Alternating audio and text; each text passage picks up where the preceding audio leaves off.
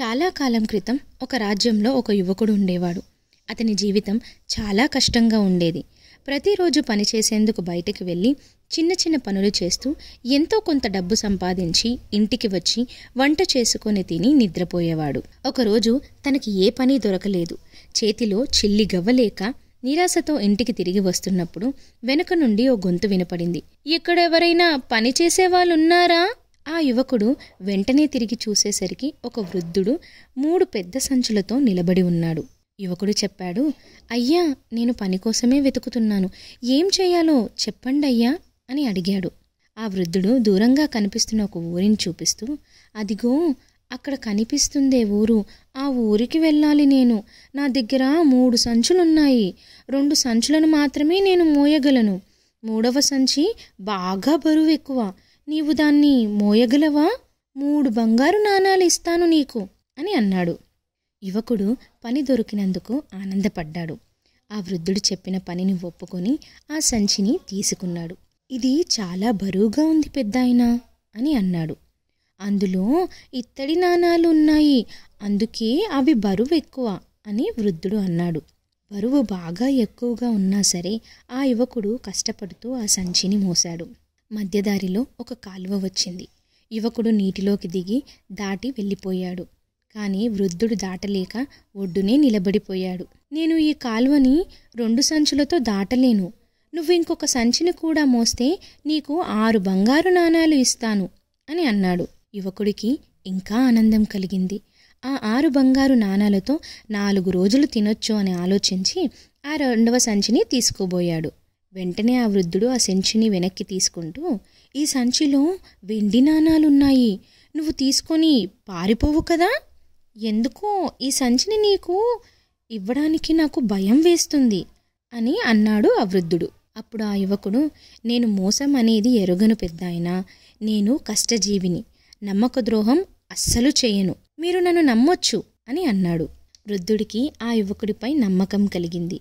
ఆ 2వ సంచిని ఇచ్చాడు. యువకుడు 2 సంచులను మోస్తూ నడుస్తున్నాడు. కొంత దూరం రాగానే చిన్న కొండ ఎదురుపడింది. అది కొంచెం ఎత్తుగా ఉంది. వృద్ధుడు అక్కడే ఆగిపోయాడు. యువకుడు, "ఎందుకు ఆగిపోయారు?"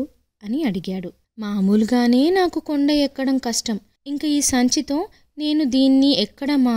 నా వల్ల కాదు బాబు. ఈ సంచిలోనేమో బంగారు నాణాలున్నాయి. నాకేమో నీకివ్వడానికి భయంగా ఉంది" అని అన్నాడు.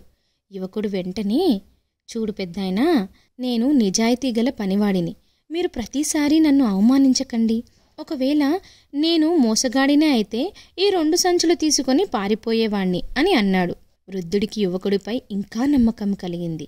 ఆ 3వ బంగారు సంచిని కూడా ఇచ్చాడు. యువకుడు 3 సంచులతో నడవసాగాడు. కాసేపు నడిచిన తర్వాత దారిలో అతని మనసులో రకరకాల ఆలోచనలు రావడం మొదలయ్యాయి. ఈ వృద్ధుడు నన్నేమీ చేయలేడు. ఈ డబ్బుతో నేను ఒకేసారి గొప్పవాణ్ణి కావచ్చు కదా. అప్సరసలాంటి అమ్మాయి నన్ను పెళ్లి చేసుకుంటది కదా.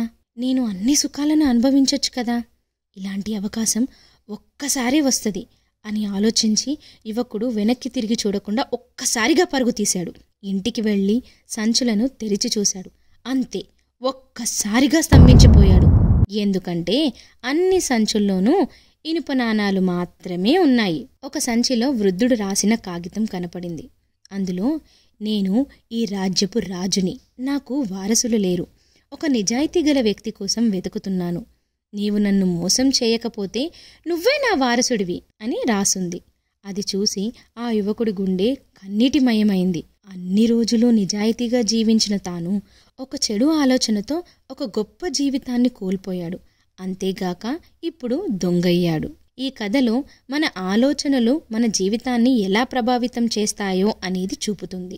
మనం ఏ పని మొదలుపెట్టినా అది ఒక ఆలోచన వల్లే మొదలవుతుంది. మన ఆలోచనలు మాటలుగా మారతాయి. మాటలు చర్యలుగా మారతాయి. చర్యలు అలవాటుగా మారి మన భవిష్యత్తును తీర్చిదిద్దుతాయి. చెడు ఆలోచనలు సుఖంగా అనిపించినా వాటి ప్రభావం చాలా తీవ్రమైంది. మనం ఎప్పుడూ మన ఆలోచనల పట్ల అప్రమత్తంగా ఉండాలి.